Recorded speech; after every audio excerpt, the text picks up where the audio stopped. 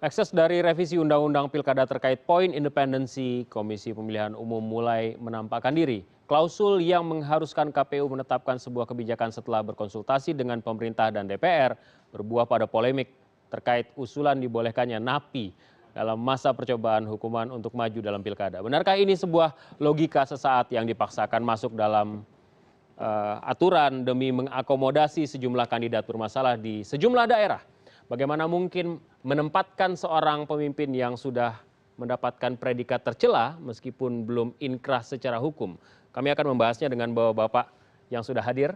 Ada Bung Yandri Susanto, anggota Komisi 2 DPR RI, fraksi Partai Amanat Nasional, Arief Budiman, Komisioner Komisi Pemilihan Umum, Donald Faris, Koordinator Divisi Korupsi Politik Indonesia Corruption Watch, dan melalui sambungan telepon Ketua Komisi 2 fraksi Golkar Rambe Kamaruzaman. Bapak-bapak selamat malam. Bang Rambe selamat malam. Selamat malam. Baik, pertama saya ke Bung Yandri dulu karena Bung Yandri yang hadir. Anda termasuk yang nggak setuju dengan usulan ini? Iya, kita taat aja ke undang-undang, Mas Alberto. Jadi di undang-undang di pasal 7 huruf G itu kan sudah jelas terpidana dengan ingkrah itu nggak boleh. Dan mantan narapidana boleh setelah mereka mengatakan atau mengumumkan kepada publik. Ya. Jadi ingkrah, dan kita sudah baca dari Mahkamah Agung bahwa hukuman percobaan itu adalah ingkrah. Jadi kita persepsikan atau kita definisikan seseorang itu sudah ingkrah dan sedang menjalani hukuman. Nah, orang yang sedang menjalani hukuman terpidana, ya sudah jelas di Undang-Undang Nomor 10 Tahun 2016 pasal 7 huruf G itu nggak boleh. Oke. Nah, jadi selama itu tidak dibenarkan oleh undang-undang, maka PKPU turunannya sebagai pelaksana undang-undang tidak boleh dia membuat norma baru. Nah, itu tugas kami sebagai pembuat undang-undang, DPR dan pemerintah. Nah, jadi hasil Undang-Undang Nomor 8 2012 dijadikan Undang-Undang Nomor 10 itu memang banyak perbaikan-perbaikan. Di antaranya itu. Nah, jadi saya kira Mas Alpeto kita kembali saja ke undang-undang, tidak ada debatable situ. Kata-kata yang sangat Harusnya jelas. tidak ada debat ya? Nggak perlu. Tapi faktanya di Komisi 2 kan ada debat. Iya, ada debat biasa. Nanti insya Allah kita akan kembali lurus kepada Undang-Undang Nomor 10 Tahun 2016. Saya sebelum ke Mas Arief ke Pak Rambe dulu. Pak Rambe sebenarnya perdebatannya apa sih sebenarnya ini? Dan logikanya di mana sih sebenarnya ini? Pada akhirnya harapannya seperti apa begitu? Iya. Jadi kan begini. Halo? Silakan. Iya, jadi kan kita sudah bahas. Waktu kita membahas tanggal 25 Agustus itu antara Komisi 2, KPU, pemerintah, Kemendagri gitu ya. Dan juga pemerintah di sini dan juga KPU, Bawaslu, begitu, Bawaslu, bahwa kita sudah putuskan ya dari pasal 7 huruf G itu, poin G, terpidana. Itu kan di undang-undang kita. Di undang-undang tidak terpidana sampai keputusan inkrah, dan ada pengecualian di situ. Jadi itu satu kalimat. Pengecualiannya terhadap dia bandar narkoba atau sudah diumumkan lah. Iya, napi korupsi, bandar narkoba sama pelaku tindak kejahatan seksual. Ya. Oleh karenanya di PKPU ini kita perdebatkan kemarin apakah misalnya hukuman percobaan terhadap seseorang itu berhak apa tidak gitu untuk mencalonkan. Dari bahasan kita itu sudah kita putus. Apa itu putusannya? Kita putus bahwa terpidana itu diperkenankan karena memang ya pertama hukuman masa percobaan itu ya kepada seseorang berdasarkan pasal 14A KUH pidana. Pidana yang tidak usah dijalani atau pidana percobaan tidak termasuk jenis pidana. Ini pidana enteng-enteng lah ya. Sebagaimana undang-undang KUH pidana. Itu satu. Jadi ya tidak usah dijalani ya, bahwa tidak perlu masuk begitu kan. Oke, karena percobaan dijalani, gitu ya. atau pidana percobaan tidak termasuk jenis pidana. Sebagaimana di pasal 14A KUH pidana. Tidak ada di situ. Yang kedua, pembahasan kita juga pada waktu itu hukuman masa percobaan itu hakikatnya tidak menjalani pemenjaraan, hanya diberikan pembatasan agar dalam masa interval percobaan tersebut tidak melakukan suatu Perbuatan tindak kembali. pidana. Sekalipun sebenarnya ketika melakukan suatu tindak pidana dalam masa interval percobaan, maka seseorang disitulah harus menjalani hukuman percobaan, baru dipidana setelah ada keputusan hakim lain untuk itu. Jadi dia sebenarnya tidak inkrah. Baru yang ketiga di Kitab Undang-Undang Hukum Pidana pasal 14C di ayat 3-nya juga mempertegas bahwa hukuman percobaan tidak boleh mengurangi kemerdekaan beragama atau kemerdekaan berpolitik. Oleh karena itu ya Alvito, ini kita membahas pada waktu itu tanggal 25 Agustus. Bang, saya potong nih Bang ya. Bawaslu. Bang, boleh saya potong Bang? Ya. Kalau misalnya pemahaman awam saya pidana itu adalah tindak kejahatan, maka orang yang terpidana adalah penjahat. Jangan. Apakah Dari kemudian situ kita dong. akan memilih penjahat Kita begitu jangan untuk menjadi persoalan pemimpin begitu. kita? Kita menjabarkan bunyi undang-undang pun ya harus berdasarkan undang-undang yang lain begitu. Ini kan mau dibuat PKPU. Oke. Sekarang kita bicara. Jangan sampai silakan. ada kriminalisasi. Jadi orang masih punya hak konstitusional, tidak harus langsung dia kita hukum, padahal dia punya hak konstitusional untuk mendaftar. Toh kan nanti menangnya adalah tergantung rakyat yang memilih. Iya pasti itu. Saya Itu sudah setuju tadi disampaikan. Ya. Siapapun yang Itu diajukan pasti rakyat yang memilih. Pertanyaannya yang maju itu siapa? Tapi Bang Rambe mohon ditahan dulu, saya mau ke Mas Arief dulu. Bagaimana? Ini kan sebenarnya kan domainnya KPU nih sebenarnya. Tapi karena KPU dengan kerendahan hati berdasarkan aturan harus berkonsultasi dengan pihak-pihak, akhirnya berkonsultasilah mereka. Muncullah kemudian ini. Bagaimana KPU melihat? Ya, pertama KPU sudah menuangkan apa yang ada di dalam pikirannya ke dalam PKPU. Nah, sebetulnya dalam pandangan kita, rapat konsultasi ini adalah rapat untuk melihat adakah pasal-pasal di dalam peraturan KPU itu yang bertentangan dengan undang-undang, gitu kan? Maka kemudian diperdebatkanlah ketika kita bicara tentang syarat-syarat calon. Salah satunya adalah status terpidana. Nah, KPU juga sudah menyampaikan apa yang menjadi dasar ketika kita menuangkan kalimat itu. Termasuk malam itu dibahas melalui 2 undang-undang. Pertama, Undang-Undang Pemasyarakatan. Di situ jelas disebutkan terpidana adalah orang yang sudah mendapatkan putusan berkekuatan hukum tetap. Ya, inkrah. Nah, artinya siapapun yang sudah divonis berkekuatan hukum tetap, maka sejak saat itu dia statusnya menjadi terpidana. Tidak disebutkan di situ, memang tidak diuraikan apakah dihukum 1 tahun percobaan dan segala macam. Tapi statusnya jelas adalah terpidana. Nah, di dalam undang-undang bunyinya adalah terpidana itu tidak bisa maju kecuali dia selesai menjalani pidananya. Mantan narapidana. Nah, itu pun harus menjadi diumumkan. mantan. Kemudian kalau dia sudah selesai menjalani pidananya, maka ada 2 kategori. 1 sudah melampaui masa 5 tahun sejak dia selesai menjalani pidananya. Maka orang yang semacam ini bisa langsung maju. Tapi kalau belum 5 tahun, maka dia harus mendeklar kepada publik bahwa dia adalah mantan narapidana.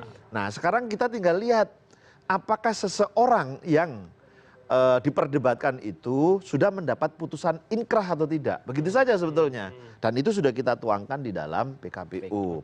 Nah, tapi KPU menyadari posisinya, tidak berada dalam posisi untuk menyatakan setuju atau tidak setuju.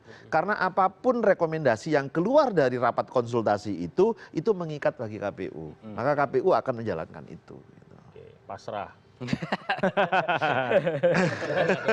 Anda melihatnya gimana? Percobaan ini, makanya saya bilang kalau misalnya, iya Bang, silakan Bang. Iya gimana Bang?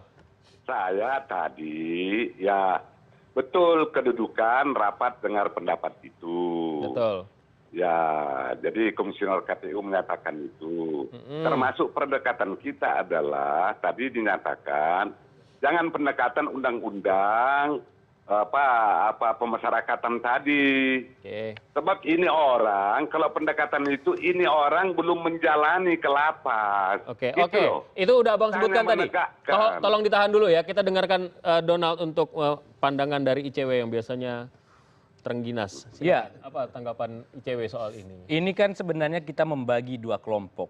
Satu kelompok yang setuju dengan mengupayakan revisi PKPU, pasal 4 tersebut yang mencoba untuk menahan orang yang berstatus sebagai tersangka, terpidana maksud saya. Dan kelompok-kelompok yang sedang mencoba untuk membongkar. Jadi kita pisah dulu dua hal ini agar kemudian tidak bercampur emas dengan loyang dalam perdebatan revisi PKPU ini. Pertanyaan tajam tentu harus kita sampaikan kepada orang-orang yang mencoba untuk membongkar ini. Siapa yang sedang Anda perjuangkan dengan mengubah ketentuan Akhirnya asosiatif ke sana begitu. Betul, betul. Pasal yang kemudian sangat logik dan kemudian tidak menggerus hak-hak orang kan bisa maju sebagai calon kepala daerah. Tapi manakala dia punya persoalan dengan hukum, tentu undang-undang membatasi. Nah, ini tiba-tiba ada orang yang sedang memperjuangkan, orang yang sedang menjadi terpidana apapun kasusnya, kemudian bisa mencalonkan menjadi calon kepala daerah. Poin pertama adalah ini adalah melecehkan logika sehat publik. Karena olok-olok akal sehat. Sangat melecehkan logika publik. Dua, kami mencurigai ini adalah pasal yang memang coba untuk dititip oleh orang-orang yang memang punya kepentingan di belakang ini. Ya. Kalau tidak ya tidak mungkin ini akan diperjuangkan dalam tanda petik mati-matian seperti ini. Pasti ada memang orang yang bekerja. Waktu akan memproses kemudian siapa yang kemudian ada di belakang ini.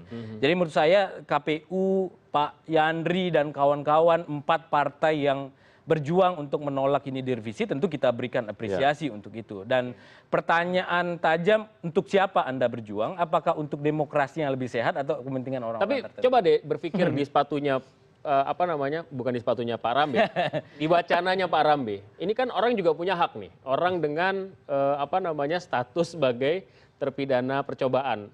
Rasanya punya hak nih karena tidak diatur sangat saklek di situ, terpidana saja, inkrah dan lain sebagainya. Anda melihat bagaimana soal hak seorang dipilih dan memilih itu kan adalah derogable right, hak yang dibatasi oleh undang-undang. Beda dengan hak hidup, itu adalah hak non derogable right. Ya. Kalau hak untuk memilih dan pilih ada batasan di dalam undang-undang. Pasal 7G itu membatasi. Ya. Pembentuk undang-undang Pak Yandri, kalau kita baca memori Fangkulichting, pembentukan undang-undang pilkada, itu mencoba untuk membatasi banyak hal. Ya. Orang yang ikut dinasti politik, kemudian orang yang sedang mantan narapidana dalam tindak pidana tersebut. DPR harus mundur. Dibatasi, DPR harus mundur. Ya. Itu kan bentuk-bentuk pembatasan. Itu adalah cara berdemokrasi yang etis dan kemudian sesuai dengan fatsun politik yang dibangun. Nggak mungkin dong publik disodorkan orang yang sedang menjalani. Kita kan mengkritik beberapa waktu lalu, terakhir deh Pak Gamawan pernah melantik beberapa orang di lembaga permasyarakatan dalam kasus korupsi. Masa kita, publik disodorkan orang yang sedang berstatus sebagai terpidana menjadi calon kepala daerah. Sekali lagi itu melecehkan logika sehat menurut saya. Oke, Bang Rambe bagaimana? Ya, enggak ada yang kita lecehkan di sini. Ya. Ya, kita waktu itu pembahasan ya, dan itu udah kita tetapkan. Pembahasan di situ ada pemerintah, ada KPU, ada Bawaslu, ada juga anggota semua. Enggak ada yang memprotes, karena berdasarkan undang-undang yang kami katakan tadi. Memang di undang-undang kita, di pasal 7 huruf J itu, menyatakan itu satu paket, tidak dipidana dan kaitannya terus sampai ke bawah. Memang tidak jabarkan di sana adalah soal hukuman percobaan itu. Kita kembali membahas, ini tidak ada pesan memesan apa soal di sini ya. Hukuman percobaan itu adalah hukuman yang tidak perlu dia masuk penjara. Saya akan bacakan tadi dalam undang-undang kitab undang-undang hukum pidana. Jadi kita bergeraknya dari sana. Akhirnya kita tetapkanlah yang hukuman percobaan itu dapat untuk mencalonkan. Oke, sekali lagi Jadi buat Pak Rambe, percobaan itu ya. Buat Pak Rambe, percobaan. terpidana percobaan itu apa sih definisinya? By definition menurut Kakanda itu apa sih sebenarnya? Ya, itu ya belum final karena di Undang-Undang KUH pidana itu dinyatakan bahwa hukuman masa percobaan itu hakikatnya tidak menjalani pemenjaraan. Oke. Hanya diberikan pembatasan agar dalam masa interval percobaan tersebut tidak melakukan suatu tindak pidana lagi. Tapi dia terbukti Kecuali bersalah di nanti, undang. misalnya ya. Tapi dia terbukti setelah bersalah 2 di persidangan. bulan, tahu dijatuhkan dia harus masuk tahanan. Oke. Itulah baru dia Nah, inkrah. pertanyaan saya begini, Begitu. terpidana percobaan itu terbukti bersalah di persidangan. Menurut Bang Rambe Berikutnya, gimana? itu persoalan, ya batal pencalonannya. Bukan, artinya ketika dia menjadi terpidana dengan hukuman Percobaan. percobaan, apakah dia terbukti bersalah di persidangan? Itu dulu.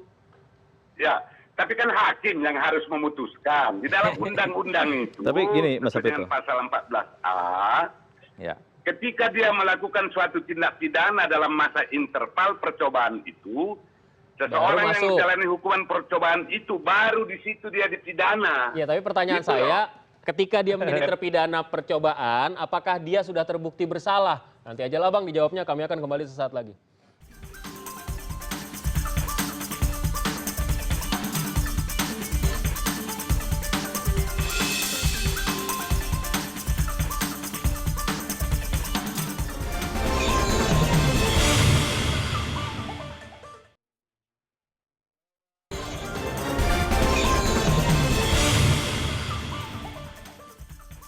Baik, kami lanjutkan perbincangan ini sebelum saya berbincang dengan narasumber kami di studio karena Pak Rambe Kamarazuman punya agenda lain yang tidak bisa ditinggal karena waktunya sangat mendesak. Saya langsung ke beliau ini. Jadi Bang Rambe bagaimana? Apakah terpidana percobaan itu statusnya terbukti bersalah di persidangan? Kalau menurut Bang Rambe bagaimana? Di persidangan mana? Ya kan untuk Jadi mendapatkan... saya ulangi kembali ya. Silakan. Pasal 14A KUH pidana itu waktu itu ya dari Hanura saudara Dr. Rofinus menyatakan bahwa ya hakikatnya itu dia tidak menjalani pemenjaraan, hanya diberikan pembatasan agar dalam masa interval percobaan ya untuk tidak melakukan suatu tindak pidana. Jadi harus ada keputusan hakim berikutnya. Oke. Jika menyatakan dia bersalah dan terpidana baru. Oke. Oleh karena itu, masa percobaan ditentukan kalau misalnya 2 bulan berikutnya dalam masa percobaan itu, atau 3 bulan, atau 1 bulan, melakukan hal-hal yang sifatnya seperti kami katakan tadi dijatuhkan hukuman percobaan, atau ada hal yang lain, baru diputuskan oleh hakim. Baik. Diputuskan oleh hakim. Gitu. Oke, Bang Rambe, ini Abang katakan bahwa ini sudah putus ini, tidak bisa diganggu gugat dan kemudian KPU tinggal menjalankan dalam kemudian peraturannya, gitu. Jadi mau saya kembalikan, ini kan rapat dengar pendapat. RDP itu pasal 74 ayat 1 dan ayat 2, saya ingat betul tuh ayat 6 Undang-Undang nomor 17 tentang MD3. Yang kedua adalah Undang-Undang nomor 10 pasal 9. Jadi keputusan itu walaupun tidak sama, bahwa itu menjadi rekomendasi yang sifatnya mengikat dan kita sampaikanlah secara resmi kepada penyelenggara. Oke. Jadi dalam pembahasan ya Alvito ya, itu Bawaslu sangat membackup. Jangan kita sampai untuk ya melarang hak konstitusional seseorang untuk mencalonkan. Jadi itu Bawaslu ikut kita berdebat. Oke. Intinya ini KPU harus dijalankan juga, loh. Ini harus dijalankan oleh KPU ya, Pemerintah intinya juga. begitu ya. Intinya ini harus dijalankan oleh KPU begitu ya. Termaktub dalam nanti peraturannya. Kalau prosedurnya bahwa ini rekomendasi kita kan begitu. Oke. Kalau di Hasil rapat dengar pendapat. Oke. Tidak mungkin tidak dijalankan begitu ya. Amanat rapat itu. Ya, itu dasar bagi KPU karena Oke. memang rapat RDP itu merekomendasikan seperti itu. Baik. Bang Rambe terima kasih atas waktunya. Kapan-kapan datang ke studio biar dialognya lebih enak. Selamat malam. Ya, Alvito masih Ya. banyak yang baru Ya. yang akan. Ini informasi ya. Ya. Alvito ya. Iya Bang. Saya ke CNN nggak pernah tolak, tapi karena kali ini saya di luar kota, Pasti. ya bukan mau menolak. Saya Sampai tahu. Saya mau. Baik. Jadi masih banyak yang mau kami persoalkan di syarat pencalonan ini. Soal cuti pun dibuat di syarat pencalonan. Oke. Bahwa harus bersedia. Sebab cuti itu harus proaktif dari atasan untuk memberikan. Iyalah. Oke Bang, kalau misalnya Abang sudah di Jakarta, kita ngobrol soal cuti itu ya. Terima kasih Bang atas waktunya. Selamat malam. Jadi dijalankan. Bagaimana waktu itu? Bawaslu memang mendukung klausul itu? Pemahamannya Mas Arief dan teman-teman KPU. Ya, waktu itu Ketua Bawaslu memang sempat juga memberikan komentar, kita tidak boleh melanggar hak konstitusional orang gitu loh. Dalam pandangan KPU tidak ada hak konstitusional yang dilanggar. Undang-undang sendirilah yang kemudian mengatur siapa yang berhak dan tidak berhak. Nah, sekarang terkait dengan mekanisme kapan KPU harus menjalankan isi dari rekomendasi itu. Sebetulnya KPU merasa bahwa mekanisme konsultasi ini terlalu panjang dan merepotkan, jelimet Pak Yandri. KPU punya 10 PKPU. Kita sudah membahas kurang lebih 4 atau 5 kali dalam 4 atau 5 kali RDP ini baru 1,5 yang selesai. 1 PKPU tentang tahapan sudah selesai dan PKPU tentang pencalonan ini belum selesai, termasuk yang disampaikan oleh Pak Ketua Rambi tadi. Mekanisme ini diatur di undang-undang ya? Konsultasi begitu saja, tapi mekanismenya tidak diatur. Dalam pemahaman KPU, PKPU yang diserahkan mestinya tinggal ditentukan saja mana pasal-pasal yang dianggap bertentangan dengan undang-undang. Nah, itulah yang kemudian dibahas. Karena memang PKPU itu kan nggak boleh membuat norma baru. Termasuk kalau misalkan nanti dalam PKPU pencalonan itu dia memasukkan terpidana hukuman percobaan itu dimasukkan, itu membuat norma baru bagi saya. Itu nggak boleh. Nanti PKPU akan melanggar undang-undang. Undang-undang nomor 10 tahun 2016. Ini kan sebenarnya KPU yang kemudian betul. Menjadi Dan orang kemudian yang membolehkan kan? Pak Rambi tadi bilang sudah putus, menurut saya masih ada dinamika di Komisi 2. Akan dilakukan apa? Nah, tugas kami dari fraksi PAN tentu mengingatkan pembuat undang-undang, pemerintah dan DPR yang betul-betul menyelami makna dari undang-undang itu. Memang betul kita bebas, siapapun warga negara boleh dipilih dan memilih, tapi kan ada pembatasan dari kata Donald, ya kan? Contoh DPR harus mundur, kemudian PNS harus mundur. Padahal kalau mau saklek, kenapa mundur? Silakan aja, tapi undang-undang membatasi. Nah, termasuk tadi sudah jelas, tidak ada perdebatan sebenarnya Mas Alvito. Jadi yang terpidana mau dia percobaan mau tidak percobaan itu nggak boleh. Nggak boleh. Itu sangat jelas. Dan kalau sekali lagi saya ingatkan kepada KPU, kalau itu dimasukkan dalam salah satu pasal itu KPU melanggar undang-undang. Sampai sejauh ini sebentar. Sejauh ini terawangan ICW ada berapa orang terpidana percobaan yang sebenarnya punya keinginan untuk maju? Kita kan belum sampai tahapan proses pencalonan. Jadi secara kuantitatif kita belum bisa mengukur Mas Alvito. Tapi saya menangkap ada kekacauan berpikir tadi. Tadi menarik sekali pertanyaan Mas Alvito. Apakah orang yang sudah dijatuhi pidana percobaan itu melalui proses persidangan? Tapi beliau tidak menjawab. Seolah-olah pidana percobaan itu datang dari langit. Tidak melalui proses peradilan sebagaimana hukum acara yang biasa. Putusan ingkrah itu kan terjadi karena 2 faktor. 1, jaksa penuntut umum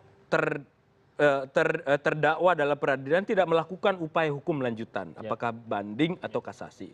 Ingkrah putusan di situ. Yang kedua itu terjadi karena putusan tertinggi Supreme Court Mahkamah Agung menjatuhkan putusannya. Disitulah putusan menjadi ingkrah, bukan karena hal-hal yang lain, dijatuhkan persidangan lain juga menurut versi beliau. Makanya saya melihat ada kekacauan berpikir seolah-olah putusan hukuman pidana percobaan itu datang dari langit, bukan dari proses peradilan sebagaimana proses biasa. Dulu karena kami concern di isu korupsi, Mas Alvito, sebelum terbentuknya peradilan tindak pidana korupsi di 2011 sampai dengan 2002 dan seterusnya, itu banyak sekali pidana-pidana percobaan yang dijatuhkan dalam kasus tindak pidana korupsi. Tapi sekarang setelah pengadilan tipikor dibentuk, dimekarkan di 34 provinsi, tidak ada lagi pidana percobaan dijatuhkan. Nah, ini menurut saya, kalau ini terjadi pasca diizinkan terpidana percobaan mencalonkan diri, sangat mungkin kemudian orang yang menjalani proses persidangan tindak pidana korupsi dijatuhkan pidana percobaan kemudian maju menjadi calon kepala daerah. Ini kekonyolan baru. Bargainnya di situ ya. Iya. Coba saja lah dulu ya, gitu ya. Nah, apa yang bisa dilakukan KPU kemudian sekarang? Pertama, karena di dalam undang-undang yang baru ini hasil RDP atau konsultasi ini mengikat kita, maka KPU memerlukan dokumen formal. Mana putusan-putusan yang resmi itu yang kemudian diserahkan kepada KPU dan KPU harus jalankan. Nah, sampai sekarang kan kita belum menerima dokumen Belum ada dokumen itu. Saya Dan tidak fraksi tahu, PAN belum tanda tangan. Saya tidak tahu nanti mekanismenya di Komisi 2 seperti apa. Gini Mas Alvito. Jadi hari Jumat nanti Apakah itu harus akan rapat ditandatangani lagi. pimpinan? Kita sudah usulkan, kita buat klaster-klaster isu-isu apa yang sangat urgent dan itu menyita perhatian publik ya kan dan menyangkut kualitas pilkada itu sendiri. Jadi hari Jumat nanti akan kita bongkar lagi sesuatu yang menurut kita sebagai pembuat undang-undang itu melanggar undang-undang itu sendiri. Nah, kemudian karena ini sudah menyangkut opini publik, misalkan masalah ingkrah, Mahkamah Agung langsung merespon kok. Hukum percobaan itu juga ingkrah, ya kan? Kemudian para pemerhati demokrasi juga menyayangkan, kok pembuat undang-undang cenderung melanggar undang-undang. Nah, kemudian juga kita nggak enak isunya, seolah-olah ada pasal titipan kata Donald tadi kan. Loh saya sebagai anggota DPR juga nggak mau dituduh begitu. Nah oleh karena itu supaya tidak menyita energi yang yang banyak, yang nggak bermanfaat, udah kembali aja ke Undang-Undang Nomor 10 Tahun 2016 Pasal 7 huruf G, udah selesai di situ. Kenapa sih kita membabi buta misalnya mempertahankan pasal yang mau dimunculkan pasal baru? Ya kan nanti tuduhan orang macam-macam. Pasal titipan lah, ada kepentingan pribadi lah, ada yang dorong pasal itu. Jadi menurut saya KPU juga nanti akan menyampaikan dalam hari Jumat itu, Mas Arief, kalau bisa sampaikan lagi pendapat KPU sebenarnya terhadap Undang-Undang Nomor 10 Tahun 2015 apa? Ya kan makna undang-undang yang Dan mereka masalahnya pahami. bukan apa-apa, sepanjang jalan era reformasi ini banyak sekali aturan-aturan yang kemudian publik paling tidak media menangkap ini kayaknya mengakomodasi pihak-pihak. Jangan lagi kita ulang hal semacam itu gitu kan. Iya, iya. Kami akan kembali dengan perbincangan ini, tetaplah bersama kami.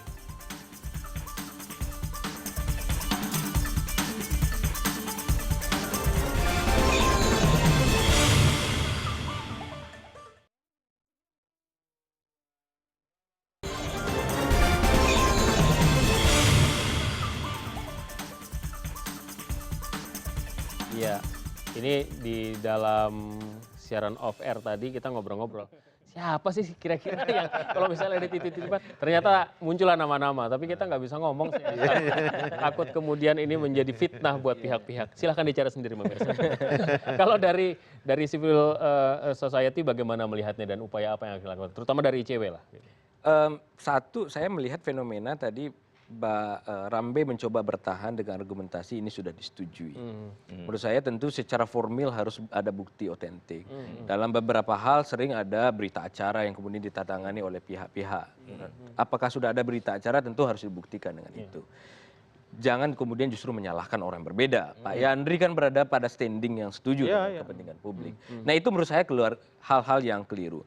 Justru berubahnya pun menjadi sesuatu yang biasa apa yang dilakukan oleh Pak Yandri dan beberapa fraksi-fraksi atau partai lain. Kenapa? Ini kan merespon dari suara publik. Betul. Merespon dari orang yang tetap ingin diajukan oleh orang-orang yang baik untuk bisa dipilih.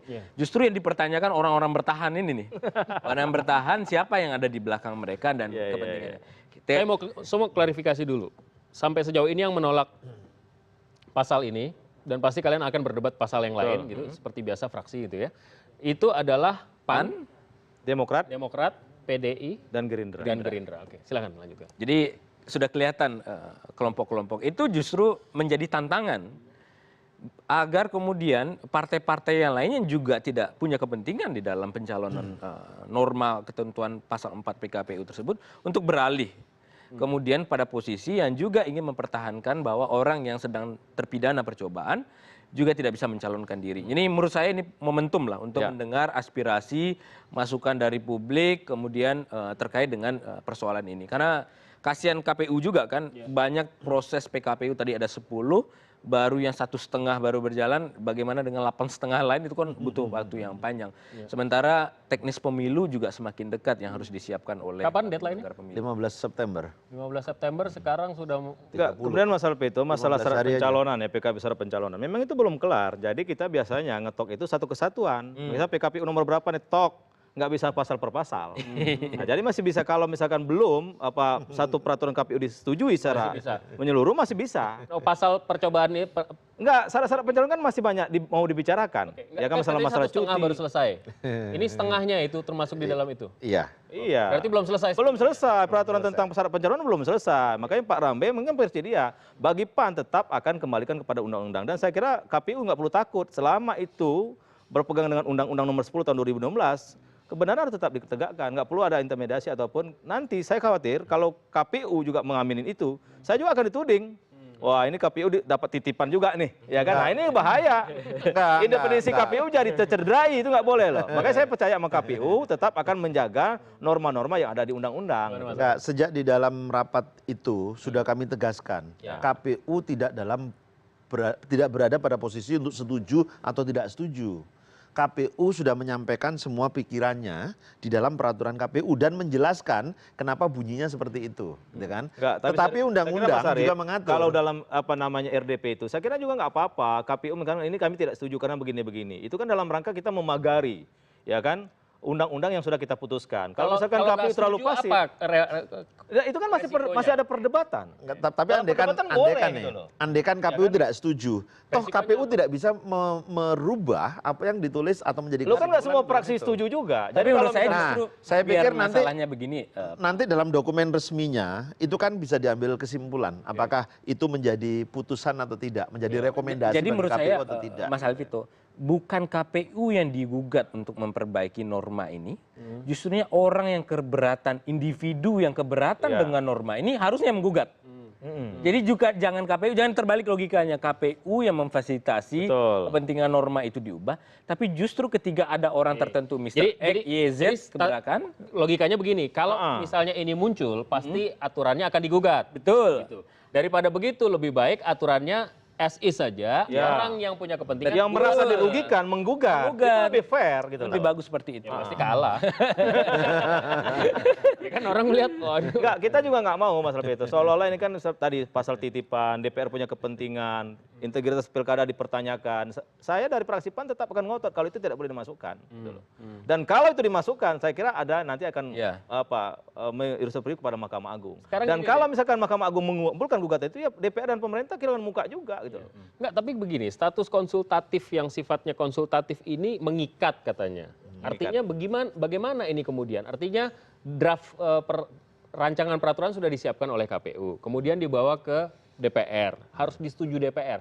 Kalau misalnya mengikat kan berarti semua norma bisa dibuat oleh diubah oleh DPR. Iya. Gitu. Nah, gini, itulah yang kemudian pemerintah dan DPR tetap harus punya komitmen. Kan dia yang melahirkan undang-undang. Jangan sampai pembuat undang-undang justru mengawali melanggar undang-undang. Jadi kembali ke undang-undang. Harus kembali ke undang-undang gitu loh. Kita bongkar lagi asal menusulnya. Dokumen kita membuat undang itu apa? Siang malam sampai subuh itu apa? Jangan tiba-tiba kan ada kepentingan atau dari pasal titipan dimunculkan norma baru. Itu kita nggak setuju. Sudah kita ketok. Kalau mau dirubah nanti kita revisi lagi undang-undang. Pertanyaan saya waktu mau RDP lobby dulu nggak?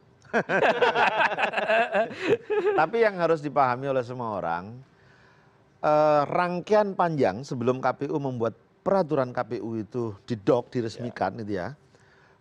Ini hanya menjadi salah satu saja. RDP atau konsultasi ini hanya menjadi salah satu tahapan. Tahapan lainnya adalah KPU mengundang para expert. KPU melakukan uji publik. Itu partai politik kita undang di situ juga. Dan semua kemudian masukan tidak ujuk-ujuk, semua masukan kita catat sehingga terjadilah formulasinya seperti itu. Konsultasi dengan DPR dan pemerintah itu sebetulnya menjadi bagian akhir saja. Jadi ini bukan atas pikiran KPU semata, tapi juga masukan, catatan, kritikan dari banyak pihak, termasuk teman-teman ICW. Kita undang kalau kita uji publik. Tapi cek deh Mas Alvito, tidak ada satupun norma di ketentuan lain yang peraturan lembaga-lembaga negara lain, apakah Kapolri bikin perkap, kemudian MA Perma, kemudian dikonsultasikan dengan DPR dan kemudian itu bersifat mengikat, nggak ada. Peraturan KPK gitu nggak ada ya? Nggak ada. Jadi ini yang lucu menurut saya. Udah review ya? harusnya jadi itu. KPU mempersiapkan untuk melakukan judicial review. Tapi KPU juga menyadari bahwa ada pekerjaan lebih besar yang harus diselesaikan lebih dulu. Makanya KPU berkomitmen selesaikan dulu pekerjaan KPU, baru kemudian kita melakukan. KPU Karena yang rendah hati. cukup dihilangkan frasa mengikat saja. Saya setuju Pak Andi. Sebenarnya konsultasi itu kan wadah. Benar kata Pak Memperkaya Arief tadi. gitu ya. Memperkaya, memperkuat kemudian. Tapi ketika ada frasa bersikat mengikat, muncullah kemudian interest, kepentingan yang harus difasilitasi dalam norma. Dan memang satu kepala, satu fraksi itu beda-beda kepentingannya. Itu harus difasilitasi, tidak akan selesai. Dan ini akan menjadi PR terus-menerus kan, karena ini bukan kali terakhir akan ada pilkada Pemilihan, betul. bersama begitu kan. Nah, pertanyaan saya sudah dihitung sama KPU memang. Proses untuk mereview itu akan lebih memakan waktu ketimbang mencoba untuk mencari jalan keluar di DPR. Jadi sekarang kami sebetulnya mulai merasa gelisah, merasa khawatir karena 10 peraturan KPU yang harusnya Belum bisa tuntas. cepat ya. Sementara tahapan ini sudah mulai berjalan. Tahapan yang paling dekat kita akan mulai tanggal 8 September. Itu pemutakhiran data pemilih. Ya. Melakukan coklit di lapangan. Tapi PKPU-nya belum masuk ke dalam pembahasan. Itu PKPU yang Berikutnya, urutan berikutnya. iya urutan berikutnya. Jadi yang pertama kita selesaikan tahapan, kemudian pencalonan, kemudian yang ketiga yang di dalam daftar akan kita bahas peraturan KPU untuk daerah-daerah khusus. Karena di sana juga ada pencalonannya, DKI, Papua, Aceh, lalu PKPU lain tentang kampanye, dana kampanye, pemutakhiran data pemilih, rekapitulasi, pemungutan penghitungan suara. Jadi banyak PKPU yang krusial dan harus segera Kalau misalnya kita mau sahkan. hitung saja soal pendaftaran calon, itu mulai tanggal 19 ya? 21 September sampai 23. Sampai 23. Itu kan hitungannya tidak lebih dari sebulan. Kalau misalnya mau 21 dituntaskan hari lagi. mau dituntaskan 10 peraturan ini dengan hitungan yang kayak kemarin nggak akan sampai 1 Nggak, bulan. makanya gini Mas Alvito, sekarang kan DPR sedang disorot. Saya kira ini kan juga momentum bagi DPR untuk memperbaiki citranya gitu. Jangan sampai DPR sebagai pembuat undang-undang dan pemerintah dianggap menghalang-halangi tahapan pilkada. Saya juga nggak setuju. Jadi sudahlah, yang kita kembali saya ke undang-undang, yang debat seperti ini, energi perlu besar, yang sangat besar seperti ini, dan nggak ada juntrungnya sebenarnya. Sudahlah hentikan. Dan tadi kalau misalkan ada pihak yang merasa dirugikan dengan peraturan KPU, silakan gugat peraturan KPU. Tapi jangan dipaksa KPU untuk melanggar undang-undang. Nah gitu loh. Nah kalau misalkan ada muatan-muatan lagi yang ada merasa tercecer kemarin waktu revisi Undang-Undang nomor 10 tahun 2016, nanti kita ajukan. DPR punya hak, anggota punya hak, fraksi punya hak, pemerintah juga punya hak. Kalau misalkan dianggap belum sempurna. Tetapi yang sudah kita ketok, mari kita taati. Nah, termasuk nanti terjemahannya turun adalah peraturan KPU. Jangan sampai nanti sekali lagi. Tapi kan sekali lagi undang-undang itu kan multitafsir. Ya Itu enggak. susahnya, undang-undang itu bisa dilihat dari kiri, dari kanan, dari atas, dari bawah gitu kan. Loh terpidana udah jelas kok, ya kan? Hukum percobaan juga terpidana gitu.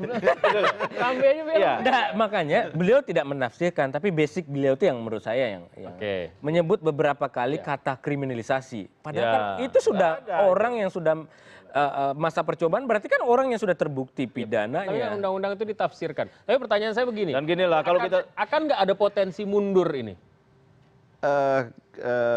Potensi selalu ada, tapi kami Kasihan berharap orang yang tidak. udah kampanye. Karena kalau mundur, apalagi melampaui bulan Februari, itu berarti melanggar undang-undang. undang-undang. KPU lagi. Iya, ya contoh kecil saja ya, perdebatan awal ketika kita memulai rapat konsultasi. KPU ditanya, kenapa KPU menetapkan hari pemungutan suara 15 Februari? Kalau Bagi kami, ini aneh pertanyaan Karena itu. kalau 14 Februari Valentine. Mestinya kan ya. pertanyaan awalnya adalah, apakah menetapkan tanggal itu di dalam tahapan kita melanggar undang-undang tidak? Iya, enggak. Begitu dinyatakan tidak melanggar undang-undang, Lanjut. harusnya lanjut pasal yang lain. Tapi panjang. nah, perdebatan soal ini saja itu bisa sampai 5 jam waktu itu. Oke.